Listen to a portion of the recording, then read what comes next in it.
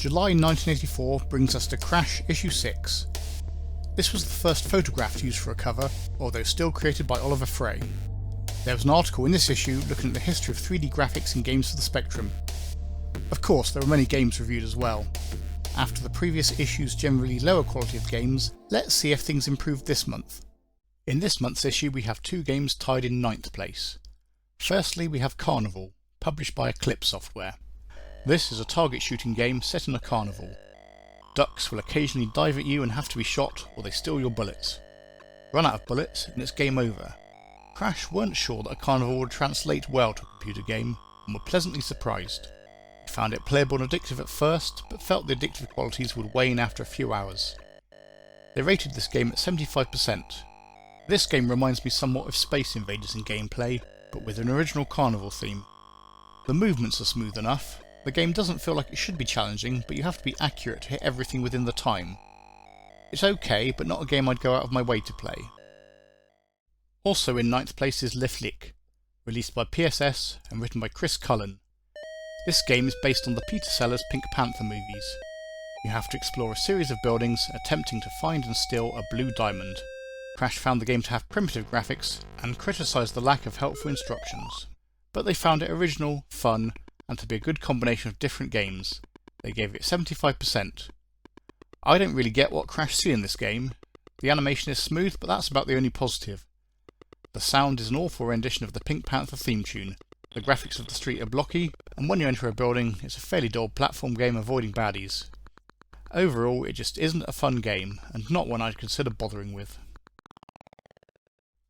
In 8th place we have Pool, written by Mike Lamb and released by CDS Microsystems. This is a variant of the popular sport in which you have to hit coloured balls into pockets using a cue. In this version there isn't a cue, but you pick the strength and angle of your shot and see what happens. Crash commented that this was a re-release of an earlier 1983 game, but nevertheless they liked it, even going as far as to say that all Spectrum owners should have this in their collection. They found the movement of the balls to be good, smooth and realistic. They rated this as the best Spectrum pool game available at the time and gave it 77%. It's called Pool, but doesn't resemble any variant that I know, except for having to hit balls into pockets. When I started the game I picked the one-player option, eager to play against a computer opponent. But no, you just hit the balls around yourself, and if you miss enough times it's game over. If I'd have typed this game in from a magazine I'd have been fairly happy back in the day. As a full-price commercial title, I wouldn't have been impressed 40 years ago, and I'm certainly not now. In 7th place is Stop the Express, written by Japanese developers Hudson Soft and released by Sinclair. This game is set on top of a fast-moving express train, with you trying to get to the front of the train whilst being pursued by knife-throwing antagonists. Crash compared this game to a scene from a James Bond film, praising the originality and finding it had the right sort of ingredients to make it fun and addictive. They loved the detailed graphical touches, although found the number of keys to be a disadvantage. They gave it an overall score of 80%. This is an incredibly hard game at first. The key layout doesn't make it the easiest game, and it requires very precise timing. Yet, the sequence of events being consistent every time makes it feel like a game that could eventually be mastered. The setting on top of a train is great, and the effect of the quaternary racing pass really gives this game an exciting feel. To me, this is a compelling game, worth revisiting. In 6th place is Moon Alert, published by Ocean and written by Ken Farmer and John Myers. In this game you have to drive your moon buggy back to base, dealing with terrain on your way as well as alien craft attempting to stop you. Crash described it as a deceptively simple game, not looking exciting at first but slowly leading you into impossible situations. Although not an original idea, they believed it to have been implemented in an original way. They gave this an overall rating of 89% and awarded it a Crash Smash. Although similar graphically to last month's number 9 position Moon Buggy, this is a much better game. Musically, the title screen has an excellently rendered version of Ride of the Valkyries. Driving your moon buggy is smooth. Timing the jumps is challenging, but as the map is not random, your skill can improve with each run through. Not as fast paced as Stop the Express, but similar in gameplay terms as you're moving along a linear level having to time your jumps. A good game, worth trying out. There are two games tied in 4th place this month, the first being Antics, written by Adrian Sherwin and released by Bugbite. This is a follow-up to The Birds and the Bees reviewed in issue 2. This time you play a bee called Barnaby and have to rescue Boris, the protagonist of the previous game, from an ant's nest, represented as a series of underground mazes. Crash regarded this as a better game than the Birds and the Bees, with elements of adventure and strategy as well as being an arcade game. They found the graphics well drawn and colourful, and the game on the whole to be well polished with many neat touches. They gave this a score of 90% and a Crash smash. It's a fun game which retains the control inertia from the original Birds and the Bees, but considerably expands the gameplay. Although ultimately just a maze game, the smoothness of the animation and the controls makes this a pleasure to play. A lot of the challenge is that many of the walls disappear when you touch them, so very much an exploratory game, discovering where you can go and avoiding the other creatures in your way. It's nice that touching enemies only drains your stamina rather than causing you to lose a life. Maybe not an all-time classic, but a very good game for the time. Also in 4th place is Factory Breakout, released by Poppysoft and written by Steve Crow, later known for the game Starquake. In this game you control a robot called Zerky, and, as the title suggests, you have to break out of the factory. Crash liked the colourful, smooth graphics and praised the originality of the game, one reviewer summarising it with the word megabrill. They felt that the difficulty of the game ramped up well as you progress. They gave this game 90% and a Crash smash. This is a surprisingly addictive game, consisting of 3 screens, each with a different mechanic to master and approach to solve. The graphics are smooth and, although each screen is challenging, it's satisfying to work out the best technique to use to complete the screen. This game is well worth playing. In 3rd place is Worse Things Happen at Sea from Silversoft, written by Mindseye. In this game you are on a ship journeying between 2 ports.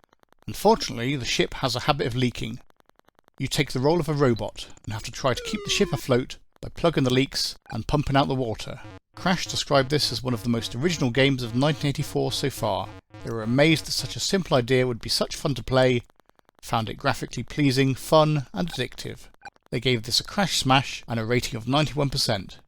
It's definitely an original idea for a game, and very well presented.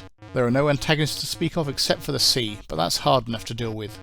This is a good game, pretty tough, but worth a few goes at least. In 2nd place is Level 9's Snowball, written by Pete Austin, Mike Austin and Ian Buxton. This is a text adventure set on a spaceship. You awake from being cryogenically frozen midway through your craft's journey and have to find out why and enable the ship to continue its voyage. Crash loved the quality and substance of the descriptions and praised the imaginative language used. They believed that the mental images evoked by the text surpassed any that the simple graphics of the time could achieve. They found that this game had a wider vocabulary than many of this time and gave it 10 out of 10 for atmosphere, logic and debugging. Being reviewed in Adventure Trail, scores were not given as a percentage, although they did award Snowball a Crash smash. By averaging the scores out of 10 and converting to a percentage, this game reaches the equivalent of 95%. Snowball has clearly had a lot of effort put into the backstory and the design of the spacecraft. A selling point of this game at the time was that it had 7,000 locations, but of course this mistook quantity for quality. Many of these locations were repetitive. Whilst the plot and level of challenge in the game are good, this game feels extremely primitive technically. There are no graphics, no change from the Spectrum's default character set, and no use of colour. Level 9's parsers did not quite have the responsiveness of those games written with the quill. A classic of the adventure genre if you overlook the presentation. Sabre Wulf was another game by Tim and Chris Stamper of Ultimate Play the Game. This game was hard to rank as Crash did not give it a percentage rating. Yet, the game's reputation as a classic means it doesn't feel unfair to consider this to be in 1st place. In this, you take the role of Sabreman, whose task is to escape the jungle by finding 4 pieces of an amulet. You face various randomly appearing antagonists and, when you reach the edge of the map, the Sabre Wulf of the title. Crash had been anticipating this game for a long time. They loved the colourful graphics, the sound, and they described it as state-of-the-art and a software masterpiece. They found it a pity that it was considerably more expensive than Ultimate's previous titles, but still found it good value. They described the game as unrateable, although the truth is that this review was a late addition to the magazine before it went to press, and they didn't find the time to score it. I can understand this game's classic status. Graphically, it was another Ultimate Play the Game triumph. I enjoyed it back when it came out originally, although I remember finding it tough. The fundamental game mechanics don't diverge too much from Attic Attack. There is the addition of orchids, each of which give you a special power, but Sabre Wulf is much harder, as touching a baddie causes you to lose a life rather than depleting your energy gradually. I can see why people love it, but I still prefer Attic Attack. just one special mention from me this month. This time it goes to Mugsy, released by Melbourne House and written by Philip Mitchell, Clive Barrett and Russell Compte. Mugsy is described as an interactive comic strip. It's a strategy game with you running a mob of gangsters. Crash found this an unusual original presentation for a somewhat simple strategy game. They loved the cutscenes, but just found it a shame that there weren't more of them. However, once you've seen these, there's not really enough to the game to give it lasting appeal. They gave this an overall rating of 73%. Really, it's the cartoon-style graphics and animation that give the game its charm. If it wasn't for those, there's a basic strategy game in there, but not one that's compelling enough to stand on its own. The game is worth checking out, not necessarily for the gameplay, but just because it has a very unique feel to it. I've not played any other game quite like it. If you have enjoyed this, please like and subscribe to see more videos about retro games from Norlogic Retro.